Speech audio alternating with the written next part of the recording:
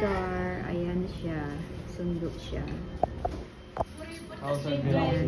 Sundo siya. It's Friday. So working. Ayan. Number sana today. Happy Valentine's everyone. Ito pagod ang lola. There's no celebration today muna. Kasi nakasama lang kita kabuhay ng lola. So pag sundo ng aking asawa na aray mo doon. May pa-flowers, sir. Naman nga kung may cash o wala.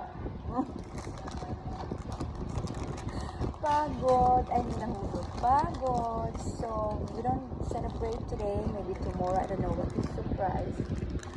Thank you for listening mo. Kahit nanggigigil ako sa iyo.